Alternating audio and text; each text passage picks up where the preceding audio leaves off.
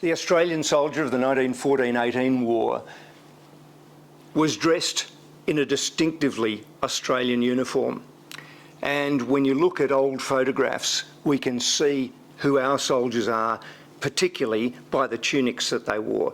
The AIF service dress tunic, introduced in 1914, served Australians through Gallipoli, the Western Front in France and Belgium, and even worn by our light horse in Sinai, Palestine.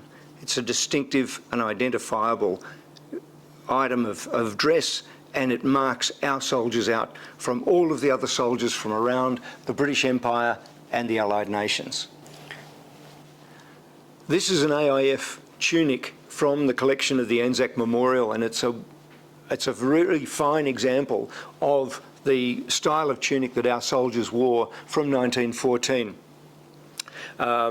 It's immediately obvious that it's not British because it's got these four very, very voluminous pockets. Australian soldiers used to boast that you could fit 6 hand grenades in the pockets.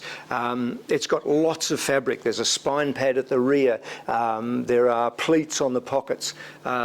Shoulder straps usually would have had Australia's and the unit number initially, but what's immediately obvious are the cuffed sleeves.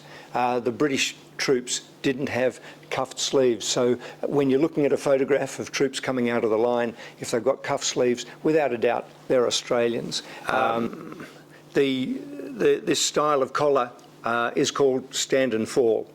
It's essentially stands upright, is folded over and closed with a button and usually a hook and eye on the front, and so you know, it's a really typical bush jacket of the type that Australian rural workers were being outfitted with when they were working on surveying teams, when they were droving cattle. There's clearly the origins of the Australian woolen serge AIF uniform, introduced in 1914, is an Aussie bush jacket turned into a military garment.